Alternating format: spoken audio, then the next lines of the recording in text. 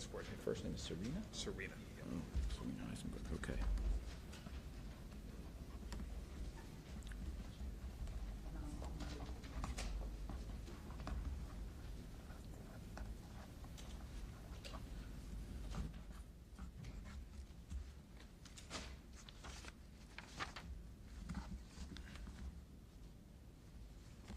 Everybody ready?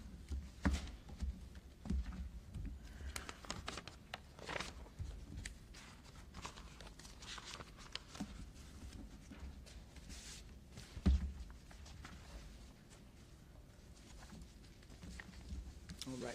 Is everybody ready?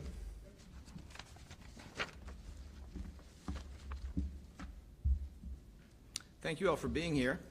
This is the DAO's weekly community press conference.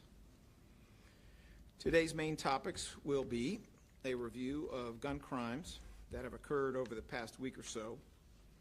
And we are also here to announce and discuss the conviction and sentencing of a defendant in the murder of an unhoused man on a SEPTA train. I'd like to acknowledge some of the people who are here today. We have with us First Assistant Carolyn Engelteman. We have First Assistant Robert Listenby. ADA Joanne Pescator, who is the supervisor of the DAO's Homicide and Non-Fatal Shooting Unit, is here. ADA Erica Rebstock, who is also an assistant supervisor in the Homicide and Non-Fatal Shooting Unit, is here, and she will be speaking about the case she prosecuted, the one that involves the murder of an unhoused man on the SEPTA train. We have with us Myra Maxwell, who is the director of the DAO's Crisis Assistance, Response, and Engagement for Survivors Unit, otherwise known as CARES. Kathy Lees is here. She's a victim witness coordinator with our Homicide Non-Fatal Shooting Unit, who has been working with the close relatives of the victim of that shooting. Victim is a man named Nicholas Troxell. Mr. Troxell's mother, Deborah Parson, is here, and Mr. Troxell's daughter, Michaela Troxell, is also here. They are not standing with us right now because they're in the adjoining room, but at the proper time, we will ask them to come out. We also have with us Alex Blumenthal, who is in charge of the Elder Justice Unit, a part of our Economic Crimes Unit, and he is here with Serena Eisenberg, who is a victim witness coordinator for that unit. I should also say that we have G. Lamar Stewart here with us, who wears many hats, one of them being Chief of Community Engagement. Myra Maxwell, did I forget to mention you?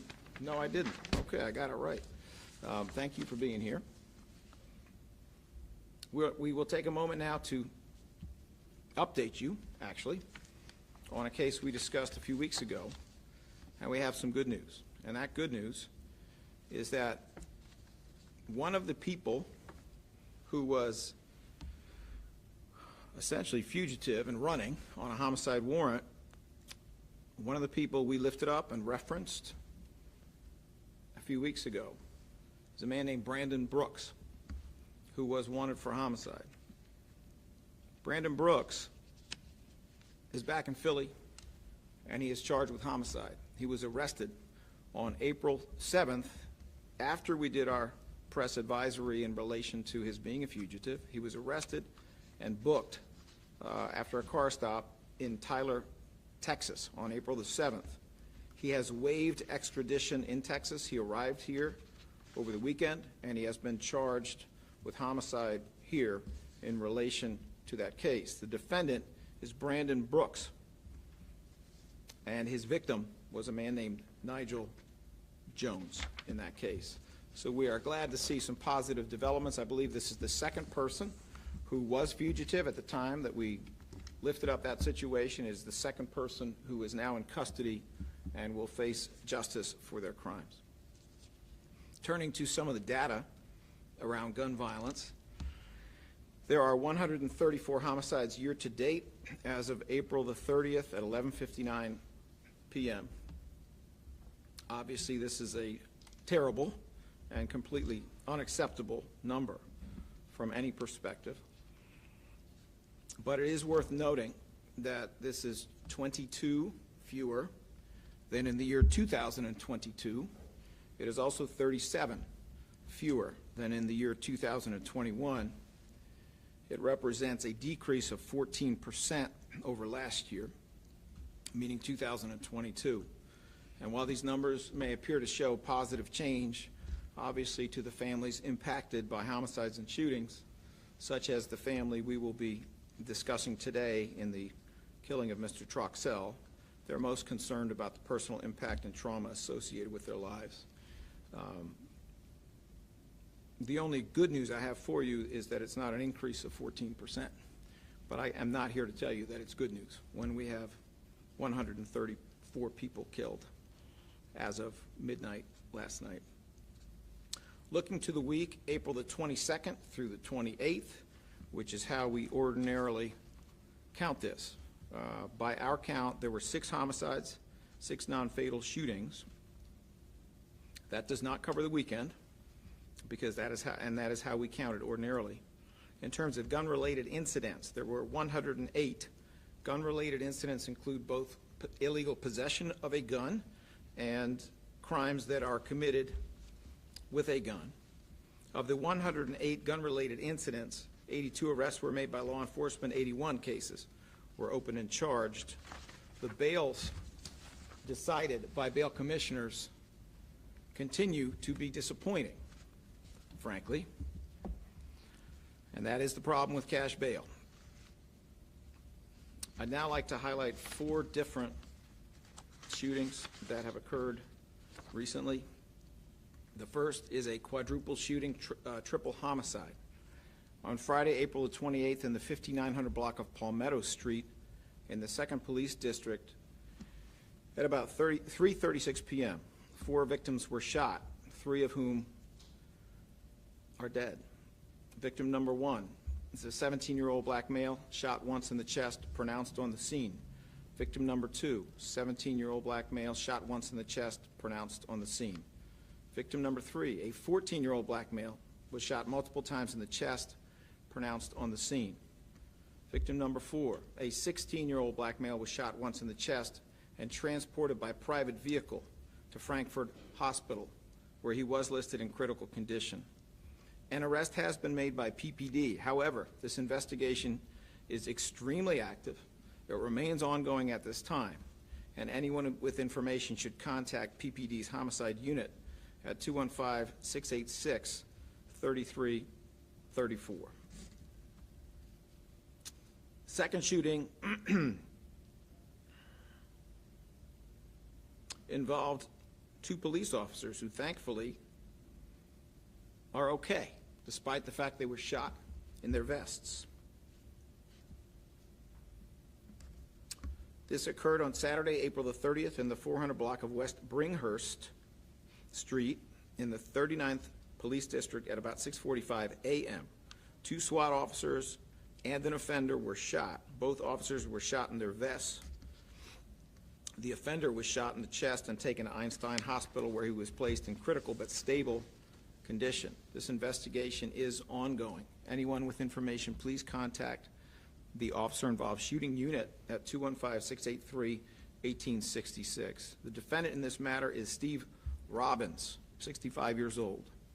Charges include 7 counts of first-degree felony assault of a law enforcement officer, 7 counts of aggravated assault, first-degree felony, 7 counts of simple assault, reckless endangerment of another person, 7 counts, violation of the Uniform Firearms Act, Section 6105, meaning felon in possession of a weapon, 1 count of that, and possession of an instrument of crime, 1 count of that. There are additional counts of reckless endangerment of another person. Third shooting, and this is again a very, very, very active investigation. Third incident involves a 3-year-old who was shot on Sunday, April 30th, in the 1500 block of South Taney Street in the 17th Police District at about 5:08 p.m. A 3-year-old black male was shot once in the mouth area. After arriving at a fire station at 31st and Grays Ferry, the victim was transported to Children's Hospital. No arrest has been made by PPD at this time. This investigation remains ongoing. Anyone with information should contact PPD's Shooting Investigation Group, which is 215-686-3334. 8270. And the fourth incident is a non-fatal double shooting. This one occurred on Sunday, April 30th in the 100 block of Pleasant Street in the 14th Police District at about 7:14 p.m. 2 victims were shot. Victim number 1, an 18-year-old black male, was shot in his left thigh and transported to Einstein Hospital, where he was listed in stable condition. Victim number 2, a 21-year-old black male, was shot in the right calf. He was transported by private vehicle to Chestnut Hill Hospital and also placed in stable condition. No arrest has been made by PPD. This investigation remains ongoing, and anyone with information should contact PPD's Shooting Investigation Group at 215-686-8270. It is now my pleasure to introduce Myra Maxwell, who is the Chief of our Victim Witness Services Division. Myra will give our weekly report on behalf of the DAO's Victim Support Services Division, which includes the CARES unit. And upon her completing that, I'm going to ask 2 other members of the District Attorney's Office to join her to talk about specific services efforts that have been made, including this morning, in relation to some of these horrific shootings that have occurred. Myra? Good morning, and thank you, DA Krasner. Our CARES unit responded to 6 families this week, providing approximately 18 services to those families. But I want to talk a little bit about our crisis intervention.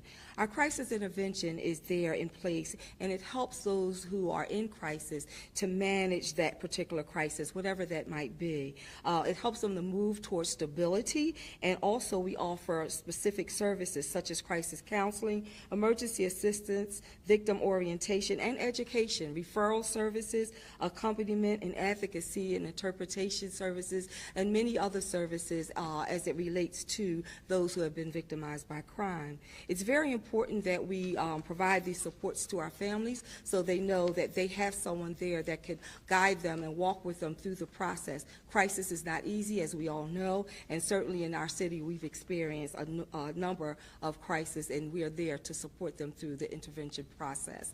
At this time, I'm going to turn it over to my colleague, G. Lamar Stewart.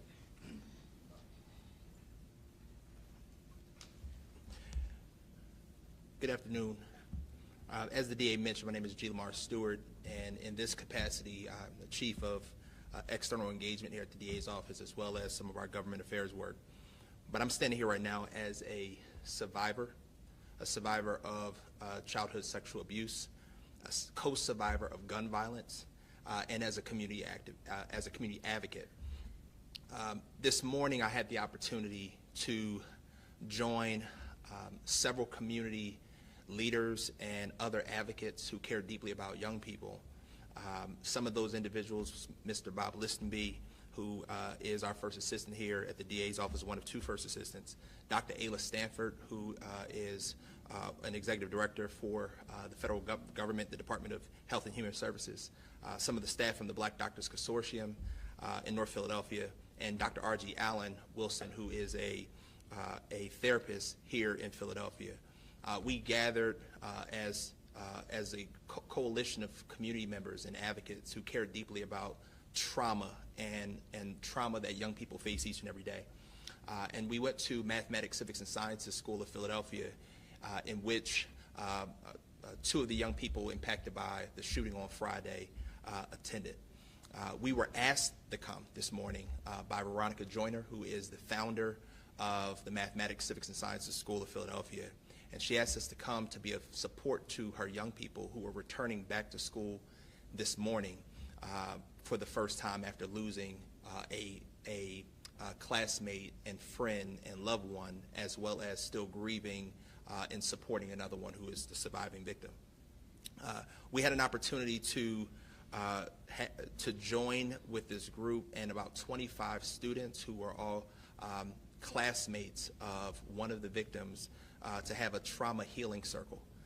And we gave them room to speak, to share, to grieve, and we had therapists there to help them just process what took place this past Friday. And while we were at Mathematics, Civics, and Sciences, there was another team of individuals and advocates, should I say, who was at Pickett, Mastery Pickett School in Germantown, who also was, of course, impacted by this tragic incident. And so there were members of this office as well as the community at both schools, helping to support both schools and both school communities, because we believe trauma is real. And treating that trauma as soon as possible is certainly necessary for the healing process of those who are impacted, but it's also necessary to address that trauma so that young people who are thinking about retaliation or thinking about going to act out of rage, that their trauma get treated immediately. And so I want to thank Bob Listenby as well as other advocates who came to Mathematics this morning, as well as those who are still on location at Pickett, as we help these families, these school communities, and these young people find their path towards healing and hope. Thank you, G. Lamar. I want to thank G. Lamar for inviting me on Saturday to come out to school today. A couple things. As prosecutors, one of our primary responsibilities is to hold people accountable who are engaged in gun violence, and we certainly will be doing that for those who are arrested and charged with offenses that led to the homicides of these 3 young people. In addition, we wanted to let young people know a few basic things. One, we care about them. We care about them deeply. We love them, and we're also there to support them. We wanted to also let them know that the support will continue beyond today. There is a therapist who visits the school on a regular basis, thanks to support from the principal and founder, Dr. Veronica Joyner. That therapist will be there throughout the week, and also will be coming on a regular basis throughout the remainder of the year. So this is important. But this was an unusual event in that the young people who are 8th graders, 13, 14 years old, found it very difficult to express their emotions 2 or 3 days after they lost someone who they cared about very deeply, someone they sat in class next to on Friday. So we wanted to let them know that they can feel deeply, they can cry, they can express their emotions, they can come back today, later today, tomorrow, and later on. And there will be grown-ups who care so deeply about them that we will be there to support them. So I thank again G. Lamar Stewart for arranging this, both for Mathematics and also for Pickett. And I'm hoping that throughout the city of Philadelphia, that as we have children who continue to be victims of assaults and homicides, that we will have groups like the one that came together today in all the schools across the city to support our young people. Thank you.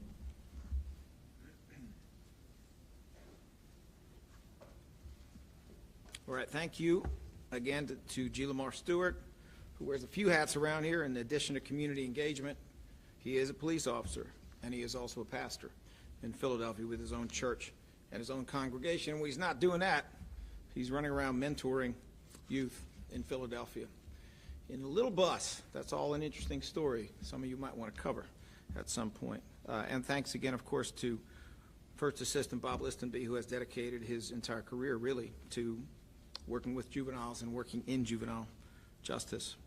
Obviously, our hearts go out to these kids. It's an awful lot to go to school knowing your classmate won't be there. All right, at this time, we are here to talk about an important topic, and we are being joined as I speak by Deborah Parsons, who is the mother of Mr. Nicholas Troxell, a victim of homicide, and by Michaela Troxell, who is the daughter of that victim. With them is Michaela's child, whose name I will not provide at this time.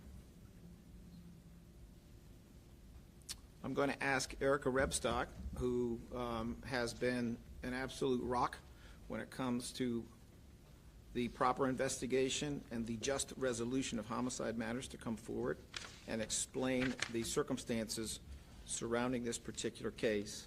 I would ask everyone in the media, and I do so respectfully, to please understand that we are here with family members of the victim, and I would just ask that we be as respectful as ever, given those circumstances. Thank you all for being here. Thank you for having us. Good afternoon, and thank you, DA Krasner, for the introduction. Thank you to Ms. Parsons and Ms. Troxel for attending the proceedings throughout the duration of this case and for being here today in a show of support, of course, for their loved one who is a victim of gun violence in Philadelphia.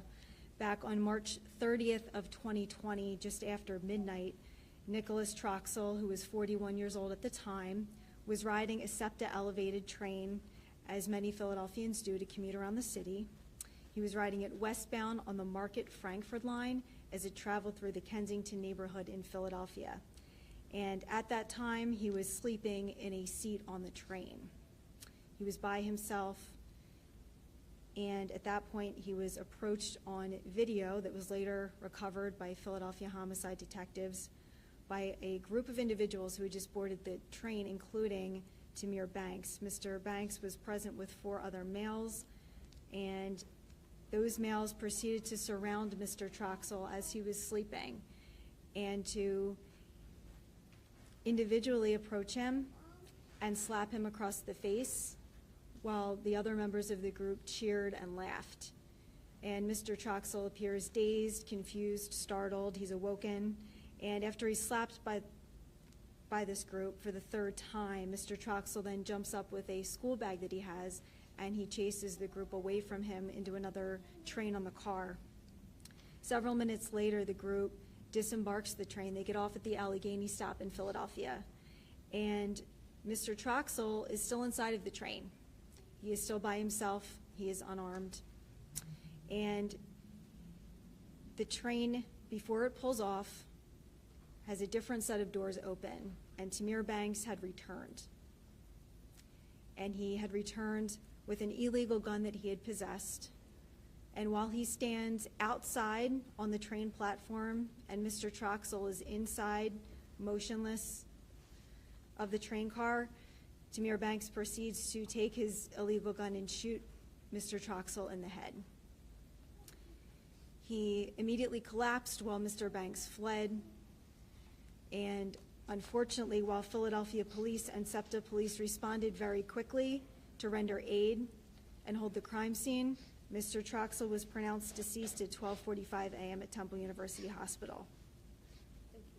The assigned detectives in this case, Levi Morton and Michael Livewell, they investigated this case tirelessly. They reviewed the video surveillance, and during the course of their investigation spoke to 2 known associates of Mr. Banks who were not present during the shooting but positively identified him as the shooter. Mr. Banks was later interviewed by homicide, and he admitted to shooting Mr. Troxel. He said that he then threw his illegal gun into a creek and he left the scene. And he was thereafter charged with Mr. Troxel's murder. Mr. Troxel was a beloved member of his family and was gunned down in cold blood.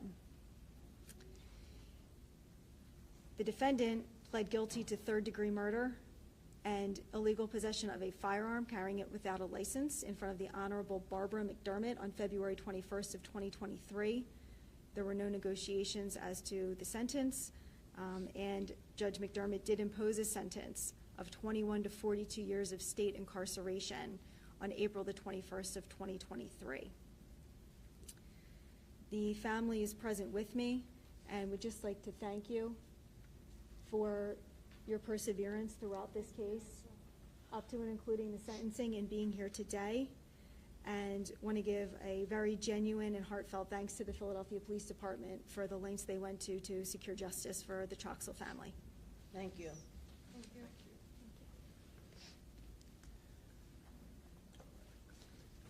I have to visit my son at the grave. Thank you. So I just want to, before we go to Q&A, which we will do very shortly, I just want to point out what I hope is obvious, which is that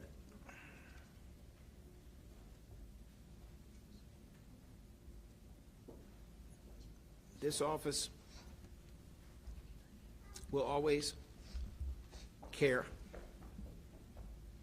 and work for victims who are not famous, not rich, not powerful.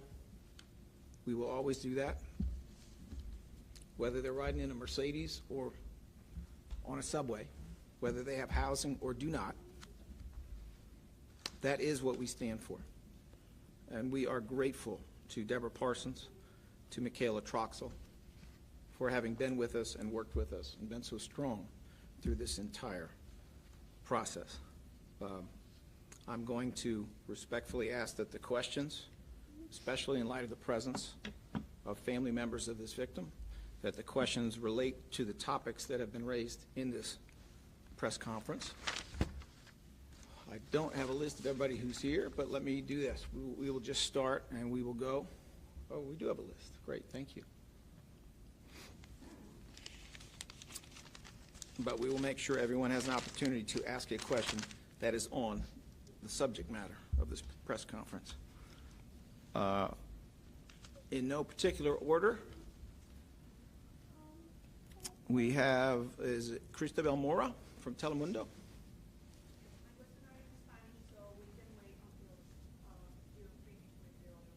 Okay, happy to do that. I'll come back to you then.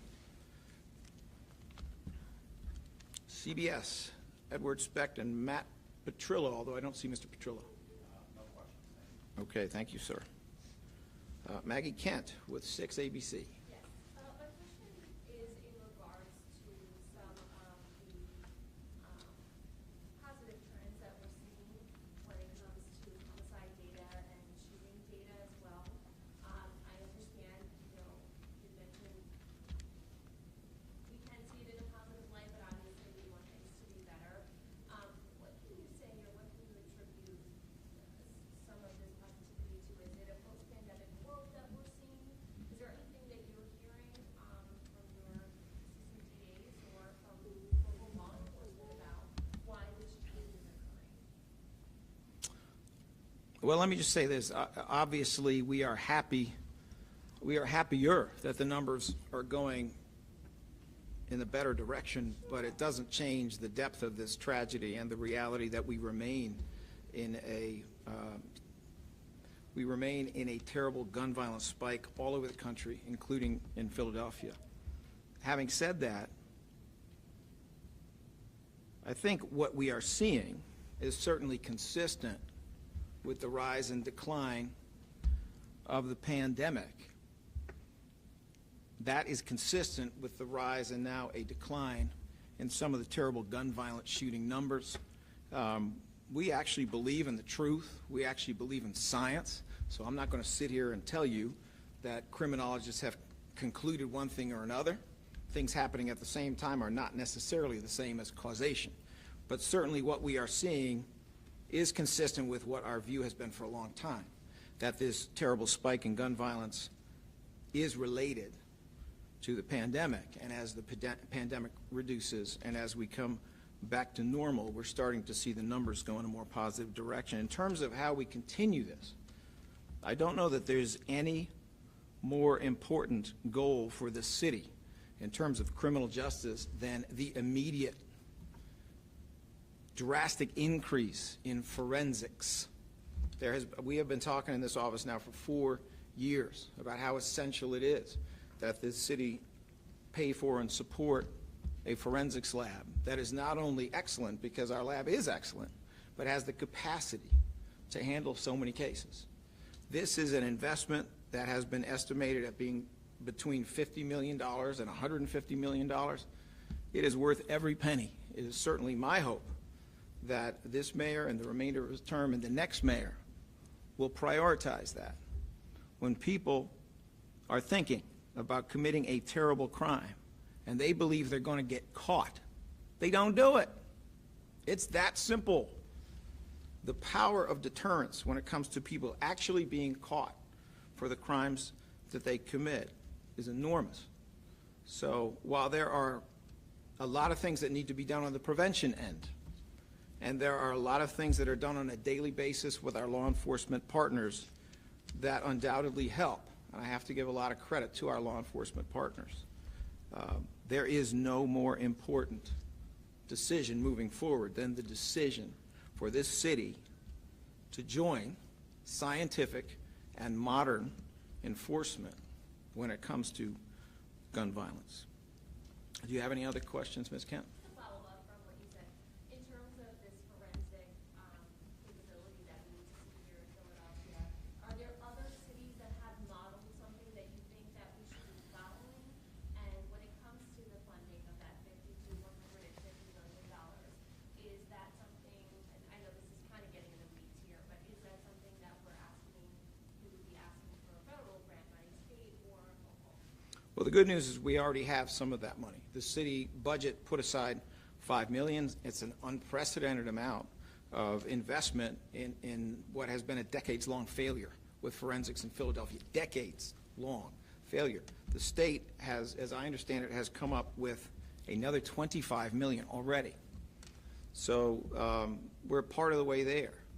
And while the remainder may sound like a lot of money, it's absolutely not a lot of money when you look at the tremendous harm that is caused by this gun violence in every aspect of Philadelphia life. And when you look at the reality that we already have a very substantial budget for the police department, and make no mistake, this forensics unit is part of the police department. When you look at how large that budget is, and you come to understand how much value we're getting for each dollar put into forensics, as opposed to the amount of value, for example, that we're getting to have police cars drive around in the same area. There are a lot of things that have value, but we really need to maximize the things that are going to make the biggest difference. This would make an absolutely tremendous difference. This would save a lot of shootings from ever happening in the first place. It would lead to the apprehensions of people who are involved almost immediately in certain cases. And we're speaking about this in a moment when you have different groups that are warring, and if you can catch and incarcerate the people who are warring after the first shooting, there may not be a second, a third, a fourth, and a fifth. So make no mistake, this is worth every single dime. I'm sitting here, so we're clear, I'm standing here for only 5 consecutive years advocating for the Philadelphia Police Department to get an amount of money for this purpose that is 3 times the budget of my entire office. That's how important this is. And I don't think there's any question that the people who are most dedicated to actual law enforcement, I don't think there's any question that those people feel the same way. All right. Fox 29. Pete, is it Pete Santo? Yeah, no question. All right, thank you. Inquirer, Rodrigo Torrejon.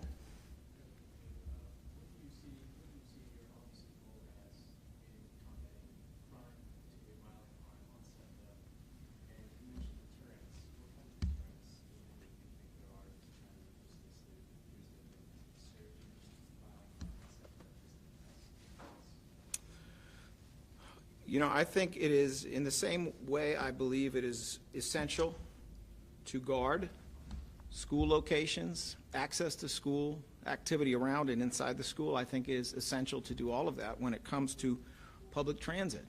People have to feel like they can live their lives and they can go places and they can do things. There has to be a balance here.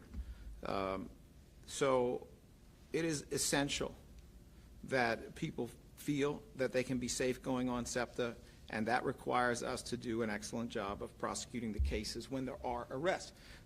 The case we are highlighting today is an example of excellent prosecution after an excellent investigation by PPD. It should go out as a message to anybody thinking of committing crimes on SEPTA that you're going to get caught. And when you get caught, you're going to get prosecuted. One of the wonderful things about SEPTA is they have a tremendous system of cameras. So if anybody's thinking of doing something on SEPTA, prepare for video that could have been done in Hollywood, because we're going to see every freckle. We're going to know exactly who you are. And the Philadelphia Police Department, the FBI, our law enforcement partners in this office are going to make sure that you are brought to justice for what it is that you do. And I don't mean you personally, Rodrigo, just so we're clear. Well, just to follow up, do you feel like your office should expand this role in combating violent crime? I know you're prosecuting our arrests, but just with this surge, do you think there's anything that your office can do or should be doing? We are I think we work as hard as we possibly can on the cases that are brought to us. We recognize our lane, and we are also happy to assist in other people's lanes, but we're not happy to invade them. Nobody wants that. I can tell you, for example, the history of the investigation of homicides has always been that PPD was primary on them, but that we worked very, very closely. I assure you, ADA Joanne Pescatore has missed a lot of sleep because she and people who work with her, including Erica Rebstock, are available at all hours when that warrant is needed to go into that car, to do it right now, so that we can obtain what we need and we can be sure that it's not going to be suppressed later. They're there. So while we do have a role in certain instances of working closely in the investigative phase, the main aspect of our work is actually the prosecution of cases after arrests are already made. Our door is open and my phone is on, and we are always happy to work with the same people with whom we communicate all the time and with whom we collaborate all the time. We are open to any suggestions that may come from elsewhere, but we care deeply about people being safe and feeling safe when they're riding on public transit. Is there anything else, Mr. Torrejon? All right, thank you. Chris, I am so sorry. I keep messing up your first name. Is it Cristabel? Crisbel. Oh, man. Crisbel. Crisbel Mora.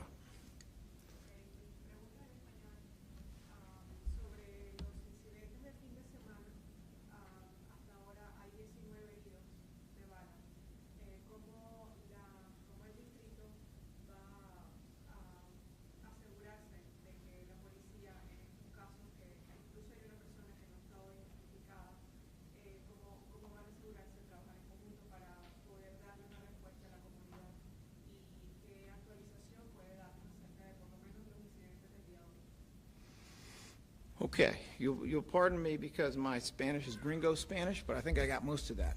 I don't think so, but okay. Lo que puedo decir es que los policías están trabajando todas las horas sobre este caso en particular, siguen investigando los detalles. Hay muchas cosas que sabemos, pero no estamos en posición para decir, y la razón por esto es que tenemos que proteger la integridad de esa investigación y proteger a la gente que saben algo de lo que pasó. Pero yo le puedo asegurar que los policías y nosotros estamos trabajando duro sobre este caso para resolver todas esas personas que necesitan justicia.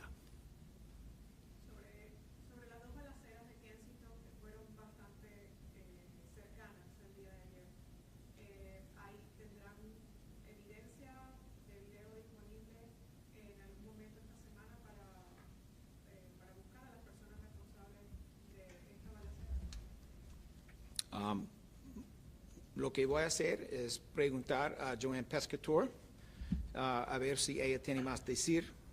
Probablemente no, porque estamos en medio de investigación, pero su pregunta para que yo entienda es si hay video sobre estos dos tiroteos que estaban cercanas, ¿correcto? Okay. All right. Joanne, the question is whether with these two shootings that happened so close to each other, that this video you want to answer it? I'll translate it. Sure. So your question, there is video in at least one of those cases, the one on Palmetto Street, and the other case on 100 Pleasant Street that's still under investigation if those are related. Okay, la respuesta es que hay video en cuanto al primer tiroteo. Did you say there was not in the other one? Or? I'm not sure if there is in the one on Pleasant Street. Y en este momento no sabemos si hay video en cuanto al tiroteo de Pleasant Street. Okay. Anything else? ¿Algo más? Okay, thank you. Mr. Cipriano. Mr. Krasner, I'm going to read you a tweet from a former paralegal who worked at your office. Sir, is this going to be on the topic of this conference? Because if it's not, I'm not going to entertain it. Mr. Krasner, this is my only opportunity to ask you a question, sir. For 4 years, you've never answered a question I've sent you by any other method.